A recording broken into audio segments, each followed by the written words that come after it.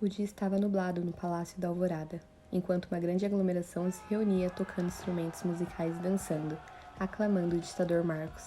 Ele, por sua vez, olhava com um olhar de satisfação enquanto sorria para a multidão. Quando todos silenciaram-se, ele gritou do alto do palácio: Sou o melhor soldado que era Dom Pedro I. Sou o magnânimo maior que era Dom Pedro II. E recebi mais votos que qualquer presidente durante a República. Eis que o povo reconhece a autoridade do seu chefão. Triunfantemente, Marcos caminhou para fora do palácio, quando encontrou com alguns guardas que o reverenciaram. Ele continuou a caminhar para cumprimentar a multidão que o aguardava, pensativo e sorridente. Marcos ansiava pelo poder extremo. Mesmo tendo chegado tão longe, ele ainda tinha mais um plano em mente: roubar o amuleto da família Gonzalez. Este amuleto, passado de geração em geração, possuía um poder inimaginável de conectar realidades diferentes e manter contato com pessoas do passado e futuro. Esse seria seu último e glorioso plano. Com o amuleto, o ditador seria invencível. Em uma avenida movimentada, o carro da família Gonzalez acelerava em alta velocidade para a fronteira Brasil e Uruguai.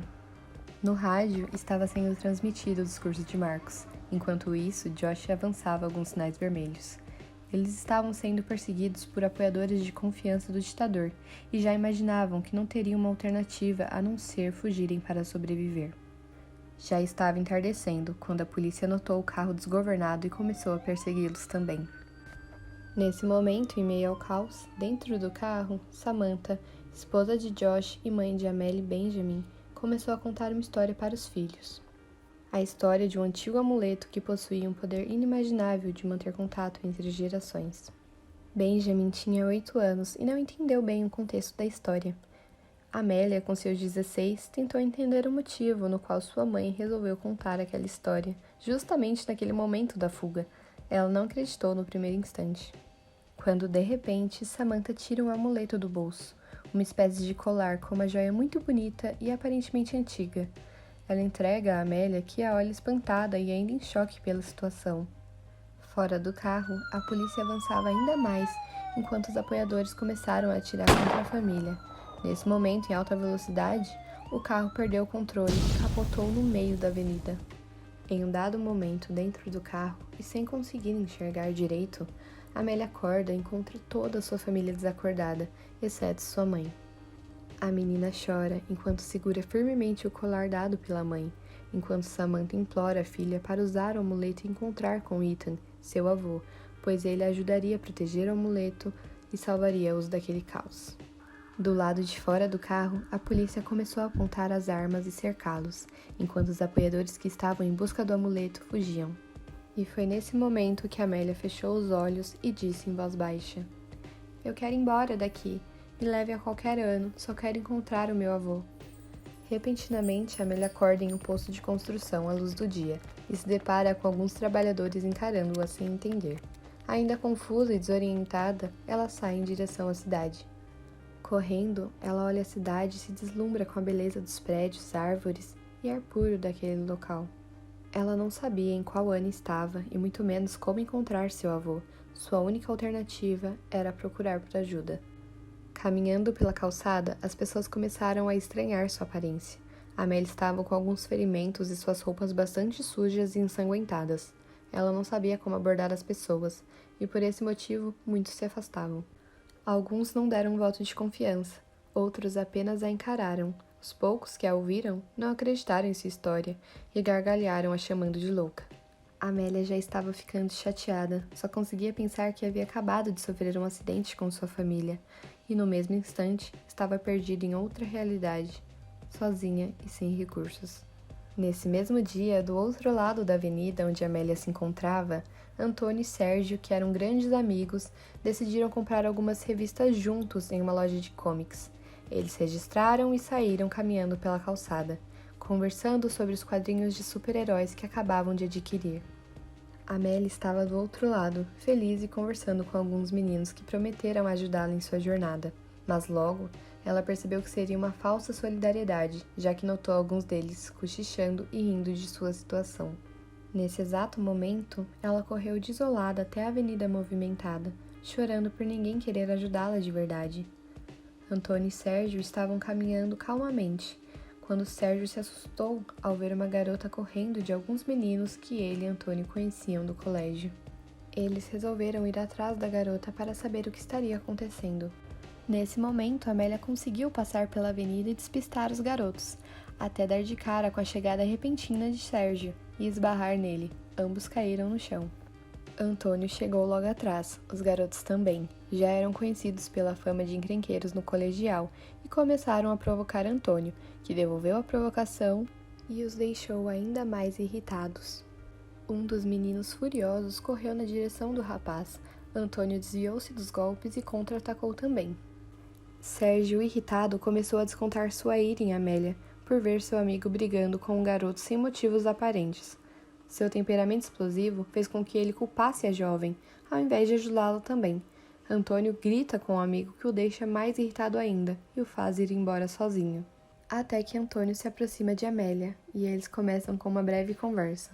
O rapaz pergunta se está tudo bem. Amélia agradece por ele salvá-la e começa a contar sobre o que estaria passando. Antônio mostra dificuldades para entender a história de Amélia, mas não chega a contrariá-la. Ele vê a jovem chorando pelo acontecimento com seus pais e lamenta o sucedido. De volta à avenida, caminhando pela calçada ao entardecer da noite, ambos em silêncio, Antônio decide perguntar a ela. Então, Amélia, a história que você me contou é um pouco complicada. Sei que você chegou hoje mais cedo na cidade. Você teria algum lugar para ficar? Não é muito seguro caminhar pelas ruas sozinha. Não tenho nenhum lugar. Realmente não sei o que fazer e nem por onde começar. Amélia, eu e minha mãe estamos com um quarto para alugar na nossa casa. É simples, mas creio que você vai gostar. Minha mãe vai adorar te conhecer e lá você estará protegida. A jovem, sem alternativa, confiando no rapaz, aceitou o convite, acenando com a cabeça. É um prazer conhecer você, Amélia. Igualmente, Antônio. Caminhando pelo bairro, eles conseguiram acompanhar Sérgio, que caminhava sozinho logo à frente, e foram juntos à casa de Antônio. Ao chegarem, a mãe do rapaz estava na cozinha, preparando o jantar, até que escutou a campainha. Logo, ela desligou o forno e se dirigiu à porta da sala. Ao abrir, ela ficou espantada ao ver a aparência da jovem desconhecida junto aos meninos. Amélia, por sua vez, estava maravilhada pelo tamanho e beleza daquele local. As paredes eram brancas e combinavam com a mobília. Ela estava feliz por estar ali. Antônio, um pouco nervoso, explicou à mãe como conheceu a garota e lhe perguntou se ela poderia ficar no quartinho que seria alugado. Comovida pela situação da jovem, ela decidiu abrigá-la. Amélia foi direto tomar um banho. Precisava tirar aquelas roupas ensanguentadas e jogar fora. Enquanto isso, a mãe do rapaz escolheu algumas roupas antigas para dar à jovem. E os rapazes ficaram no cômodo de baixo, jogando videogame e conversando sobre o dia atípico que tiveram. Antônio contou a história de Amélia para o amigo, o que o deixou intrigado, mesmo que desconfiado se seria real ou não. Depois de alguns instantes, já de noite, Sérgio se despediu do amigo e foi embora para sua casa. Na semana seguinte, Amélia foi matriculada na escola em que Antônio e Sérgio frequentavam, uma das mais prestigiadas do país. Essa é sua nova escola, Amélia. Espero que se divirta e faça novos amigos. Obrigada pela gentileza, dona Márcia. Não tem de quê. Eu vou levá-la até sua sala. Me acompanhe. Certo. Ao chegar na sala de aula, Amélia se viu sozinha, já que não havia caído na mesma classe de Antônio. A jovem sentou-se no canto da sala e ali ficou, sem coragem de conversar com seus novos colegas de classe. Até que uma garota de cabelo rosa, comprido e com olhos claros, percebendo a insegurança da nova aluna, decidiu abordá-la. Oi, você deve ser aluna nova. Meu nome é Lucy. Qual o seu? Me chamo Amélia. É um prazer, Lucy. Amélia? Que belo nome! Eu amei o seu colar, inclusive. Obrigada, Lucy. Ele era da minha mãe, quer dizer, ainda é. É complicado. É um negócio de família. Que legal! E você gostaria de conhecer o pessoal da sala? Posso te apresentar cada um? Não precisa ter vergonha, eles são bem legais. Mas é claro, Lucy. Eu adoraria. Com o tempo, Amélia foi conhecendo os colegas de sua classe e se enturmando, sendo muito bem acolhida por todos. E como era de se esperar, ela e Antônio se aproximaram ainda mais.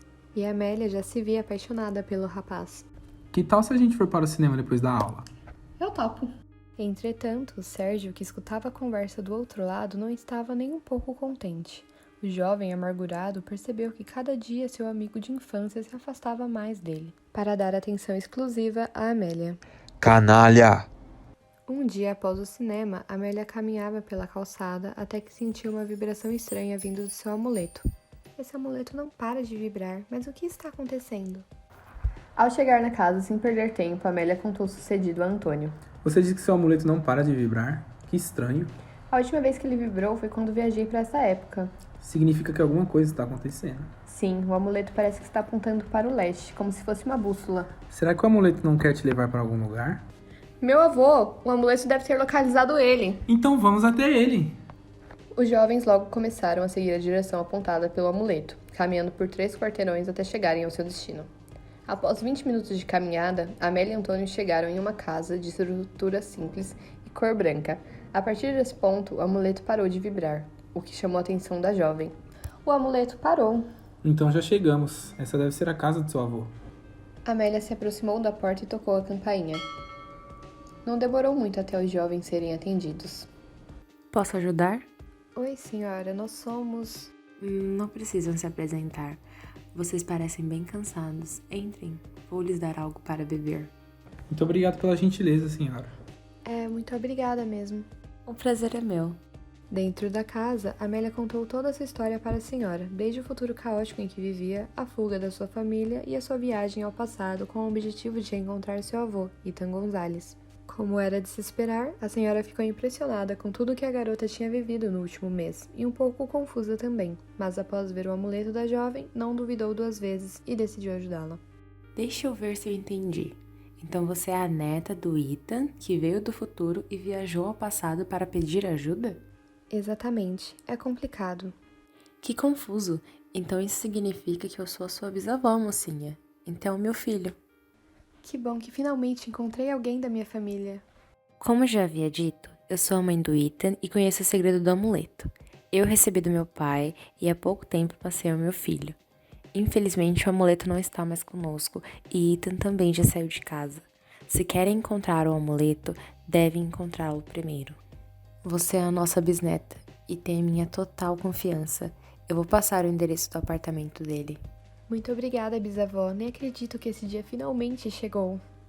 Aqui está o endereço. Ele mora na Zona Sul, está a 10 quilômetros daqui. Muito obrigada novamente, bisavó. Eu sentirei saudades de você e foi um prazer te conhecer. Eu que agradeço. Fico feliz por ter tido a oportunidade de conhecer a minha bisneta que veio do futuro para me ver. Boa sorte no encontro com Ethan, jovenzinha. Após 15 minutos de caminhada, Amélia e Antônio chegaram ao condomínio que continha o endereço passado pela bisavó. Chegamos! Vou tocar a campainha. Bom dia, posso ajudar? Gostaria de fazer uma visita a Ethan Gonzalez. Me chamo Amélia Gonzalez, sou sobrinha dele. E quem é o rapaz que o acompanha? Meu nome é Antônio, sou namorado da Amélia.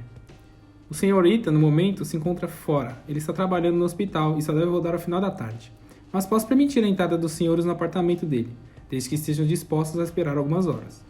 Sem problemas.